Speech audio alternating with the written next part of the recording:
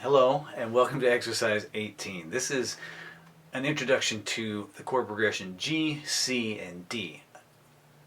Hundreds of songs, if not thousands, have been written with the chords G, C, and D. They're also some of the hardest chords to play when you first start, if you play the full versions. So I'm going to show you the basic progression G, C, and D using power chords. So G5, C5, and D5. And I hope that you understand that you can substitute these power chords anytime you see a G, C, or a D in a song. So as an example, here are the G chord. This is a full G chord, a C chord, and a D chord. Great chords to learn, and we'll get to them. However, they're very difficult to play at first without some practice, but you can substitute these power chords. So this is a G5 power chord. It's the same shape we've been using. This is a root 6. First finger is on the 3rd fret, third finger is on the 5th fret, and these are on the top 2 strings.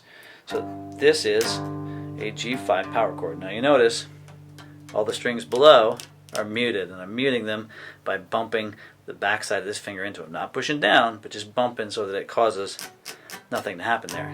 So I can play this chord, and if I accidentally hit some of these other strings, that's okay. Then if I drop to the 1 string down onto the 5th string, use that same shape based on my 1st finger at the 3rd fret, that is a C chord. I do the same muting if I can.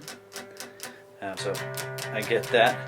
I also use the tip of this 1st finger to mute this upper string. So I can actually hit all 6 strings, but you're only hearing the 2 that I'm playing. Now of course, accuracy in just hitting those 2 is probably your best bet. If you move the 2 fingers forward 2 frets, that becomes a D chord, D5.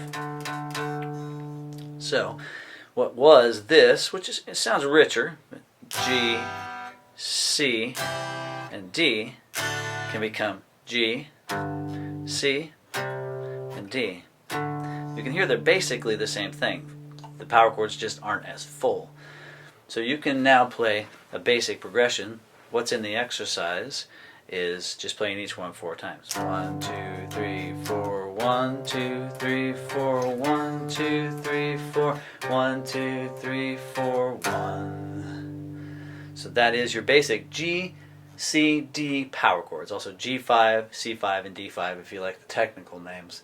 They can always be used as a substitute for any full G, C, and D chord.